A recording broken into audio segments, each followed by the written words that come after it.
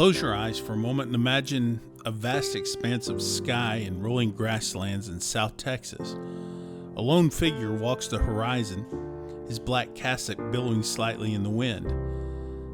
That's not Father Krzysztof Bytomski, affectionately known as Father Chris to his parishioners. He's a long way from his native Poland, and he now finds himself here in the heart of South Texas.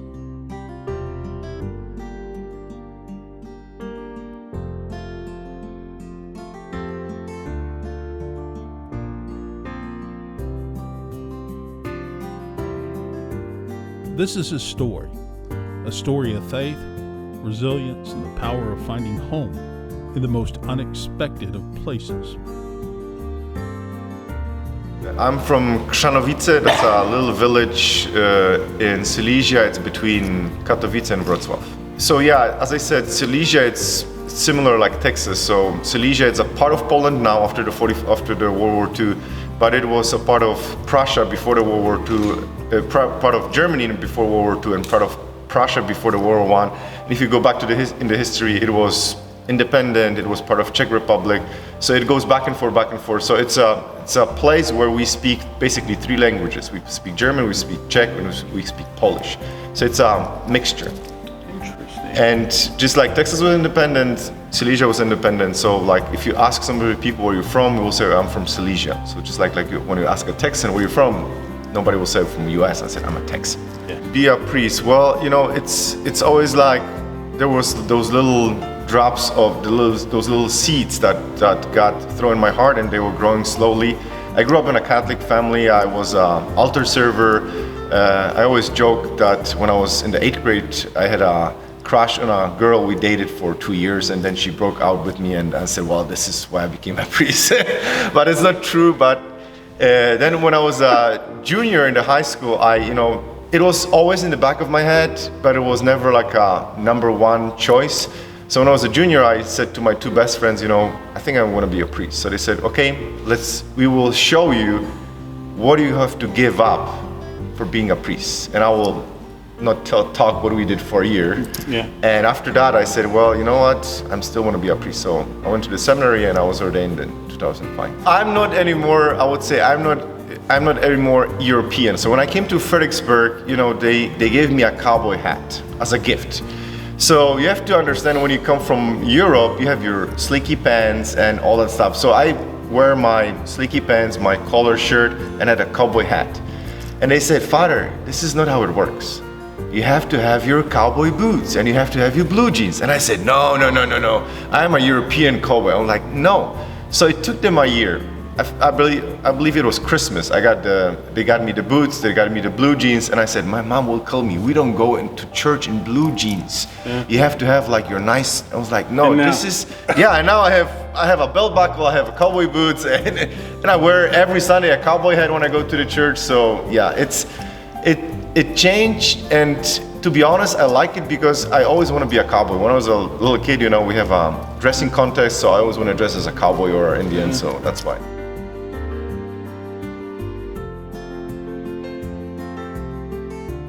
I was a priest and I was a vicar, parochial vicar. So the difference is the pastor is the boss of the church and the parochial vicar is like a helping priest in the church. So I was a vicar in 4 different parishes. So you have a bigger mobility, you work with the youth, with the kids, you go to the school, teach the religious education.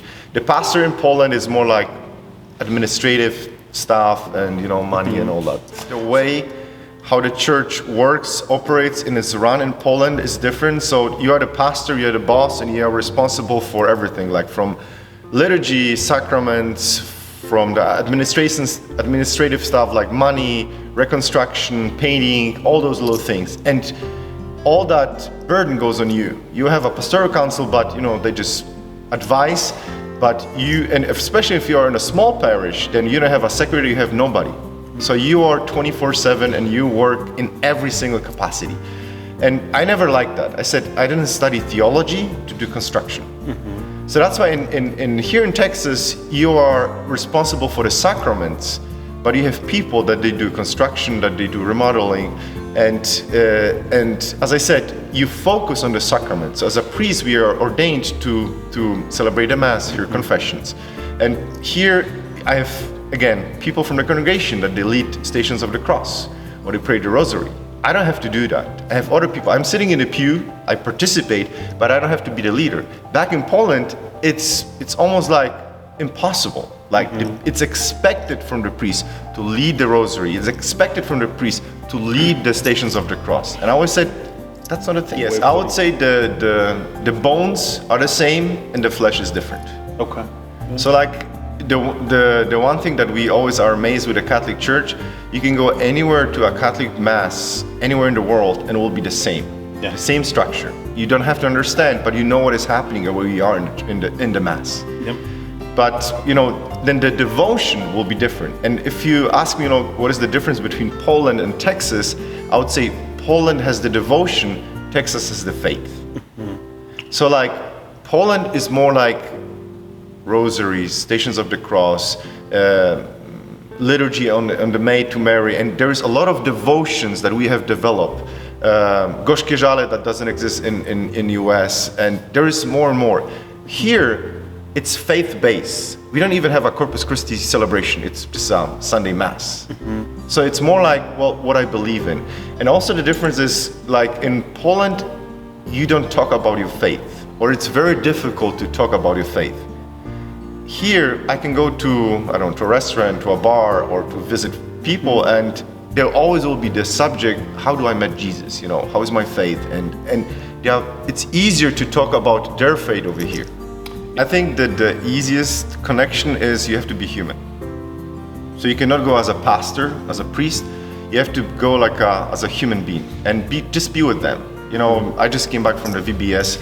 So you just interact with the kids, you dance with them, you sit with them, you ask them, and the same is with the youth. If you are with them, they finally will start to ask questions, like, why do you became a priest, and how is it, and about the faith.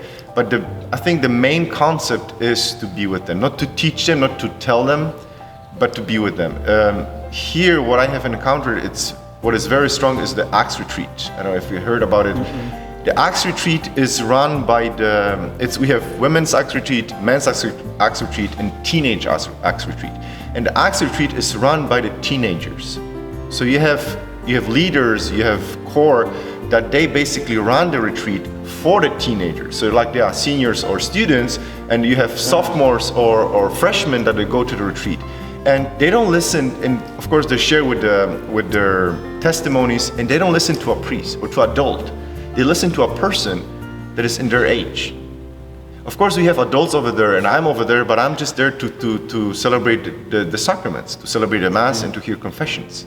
But I don't do the testimony, I don't do the talks. The interaction go with them, and in that way, they see that there's friends that they're growing their faith, and how God changed their faith, and this is how they connect. And then you as a priest, then you step in, say, okay, well, this is how we celebrate the Mass. This is when you go to confession. What they cannot do, this is where you step in.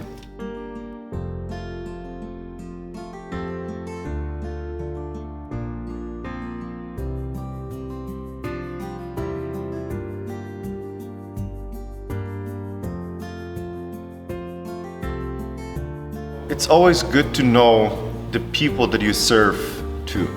So like here, as you said, you have the blend of Hispanic and the Anglo. So it's the Hispanic they are more devotional. They are more I don't want to say superstition, but it's candles, rosary, blessing. You have to touch them to bless, and this is the more emotional culture. And even if I have a Spanish Mass here on Sunday, I tweaked a little bit the homily towards that emotional background. With the Anglos, it's more like theological based, faith based, like get to the point, go deep, and you can elaborate a little bit more. So this is how you try to adjust. I was in Fredericksburg and then in the West Side, and this is basically even a bigger diversity. Like in Fredericksburg, you have the Germans over there, like straight to the point, and then West Side, it's like they come on the Lady of Guadalupe because it's their feast, and they come on Ash Wednesday because you get the ashes. I always said to them, it's not a ticket to heaven, it's just ashes. It's not even a sacrament.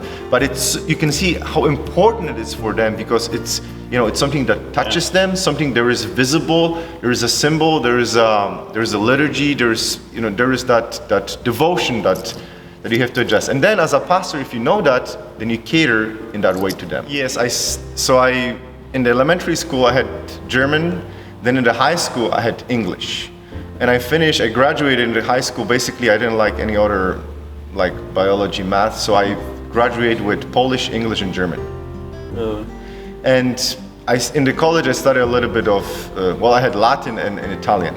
So when I came over here, I was learning back in Poland with my friend. She is an English teacher at the university, Miss Leśniewska, so she taught me the basics. But when I came, what I have noticed is it's not about, English is like music, or every language is like music. You cannot read notes, you have to read the whole thing. So it's about a pronunciation, it's a melody that goes in. So I had he wasn't a parishioner, but he was an English teacher. He was from the Baptist church, and he was sitting with me every week, and we basically read the Gospels and the Missal, and he worked on my pronunciation. Of course, I make mistakes because, English is English. Sure. And here I will say the most famous mistake that, everybody laughs. I don't think it's a proper place to say it in the church, but I will say it. So when I came to Texas, the first question is like, Father, do you hunt? Yeah. And I said, well, not yet. And they're like, okay, well, that's good. So in October, you have the dove hunting. Yeah. So I went for dove hunting, and there was few doves flying around, and everybody was shooting around. And I was like, oh my goodness, it was like, this is crazy. So I was with my another priest, Father Scott, and when you shoot, all the pellets are falling down. So I said, oh my goodness, the boobies are falling from heaven. And his reaction was like yours.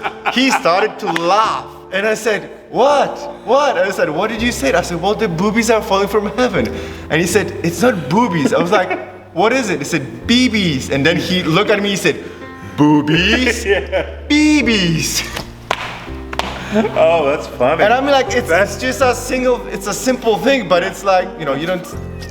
So I'm not the only one that make mistakes. I heard it from other priests, when they did Stations of the Cross, they said, like Saint Veronica whipped Jesus' face. Instead of wiped, they said whipped. So. Yeah.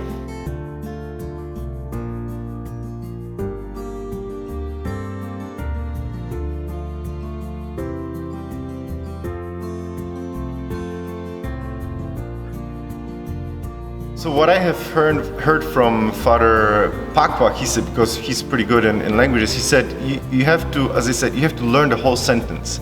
Don't learn words, learn the whole sentence and the melody in the sentence. So I learned English basically in watching a lot of movies and listening to audiobooks, and then you pick up the melody. And of course, speaking, it's a different story. And I always said to the people, if I say something wrong, correct me. They were a little bit intimidated on the beginning, but then it was almost like a challenge. And I said, even to the kids in the school, I have a Catholic school over there, if I make a mistake, remember that, and after the Mass, you can point it out and say, hey, Father, you messed up this and that. And they basically, they were listening because they were trying to catch me on an error. Uh-huh. Yeah, so if you are not corrected, it became your habit. And then you have bad habits. And then it's even more difficult to change that. So that's why if you're humble, you ask for that. You are like, if I do something wrong, let me know. And if I say something wrong, well, just let me know. And I would say that's the way how you pick up every single language. So it's a Sacred Heart Church. This parish, Floresville, it's a mixture, as you said, between Hispanic and Anglos, or Hispanic and Polish. When I read a little bit of the history, when the Polish people came over here, the Silesian people came over here in 1885, the Mexicans, they helped them with their wagons. So they were basically, taking their stuff and bringing them over here.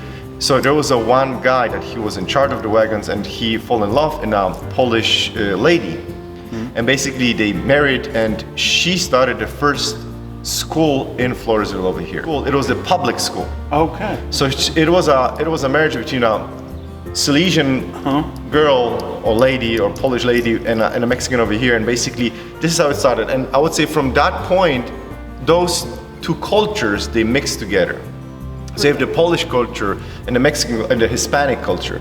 So that's why when you look on the church, you have vibrant colors. You have the gold that is it's ornament with the gold, and this is how the churches, when you go back to Poland, look like. And if you go to Mexico, it's the same way. So we want to have a church that basically emphasize that culture, those two cultures. It's very beautiful. It's a very emotional church. Yeah, and then you can see, like, on the one side you have the Lady of Good Counsel, you know, that is important for the Anglos and for the Polish people too. But on the other side you have Our Lady of Guadalupe. So we have the Madonna from Mexico. Whatever you see in TV, movies about US is not true. So that's the one thing what I have learned when I came over here. United States is huge, so every state is different. Texas, the people are very welcome, very warm, very family oriented. So, and they like their tradition, they like the culture. And if you come and if you accept it and acknowledge that, basically you're like one of them. And the other thing, if you ever come to US, don't be shy to talk, even if you make mistakes. Yeah, that's true. We have that, I would say, that profound thing that if I make mistakes, well, I will not talk, or I'm afraid that they will not understand. No, they will understand you and they will appreciate that you speak English, and then you try to communicate with them, even if you don't understand them a lot. Just try to talk. Pastor in Poland, you have a day off. If you're a pastor over here, you have a day off. You have vacation here, you have a vacation there. The easy thing over here, it's a little bit closer, like traveling to I don't know, to the Caribbean, to Mexico, to all over US, where you have the diversity of the land and of the places that you can visit. It's bigger. In Europe, you have the cultures. You can fly on a plane to a different country, and so I would say that's similar. The hunting, because that's a lot of people would ask. In Poland, you know how it is in Poland. Here in Texas, what do you need? You need a hunting license, and then you need a person that will let you hunt on your property. Yeah. So that's it. You just go over there. There's a hunting season for whitetail. You shoot a whitetail. You can skin it by yourself. You can quarter it. It's very different than Poland. Oh, Poland. Yes, that's a day and night. Really? So as I said, you can skin it over here. You can quarter it. You can put in your ice chest, and you can cook. You do whatever you want. You just tag it, and this is it. You don't pay for that deer. You don't do nothing. You don't even need a gun because somebody can give you a gun. Yeah, right. In Poland, first you go to the shrink, that he will write a letter that you are normal. Second, you go to the police officer that they do a background check to check that you didn't do any crime. And of course, you pay for all that stuff. Then you have to be a part of we call it a hunter association. Like a club. Like a club, yeah. So you have like a shooting club and the hunters club. So there are two different. The shooting clubs, they allow you to do short like pistols. And the hunting club, they allow you for the rifles. So you're part of hunting club. So let's say you did all the steps, you're part of hunting clubs, and let's skip all that, like building the blinds or whatever. So and then you want to go hunting. So there's a season you go to hunt. You write yourself up. You reserve the spot where you hunt because it's a public land. You sit over there, and let's say the boar comes in. You're lucky. You shoot the boar. Then you have to go to the vet. He'll have to check if it's okay, and then you buy the meat. I know. When I say it to every Texan, they're like, "What?" Yeah. Literally, you buy the meat. Of course, it's not the price like from the shop, Sure. from the shop, but it's cheaper. But again, you buy the meat. Like so to survive, let's say me as a priest for a year, I need 4 deers. So I usually shoot 4 deers, those bucks, whatever, and I have it in my freezer. And this is the meat what I use. I very rarely buy meat from the grocery store. Yeah. Well, steaks only. Even so, now we are on an off season for alligators, and I was trying to convince one of my parishioners over here. He lives on the San Antonio. Well, he doesn't live. You have a lease over there. I said, hey, let's go over there. It's an off season. I can shoot an alligator. I made boots out from the alligator skin. You can make custom boots. Huh? Yeah. So this is how, and we even research. You have to have a hunting license. Then you shoot that alligator. Then you have to ask for the tag. So you send the tag to the Game warden. Game warden, then you receive it back and you're good to go.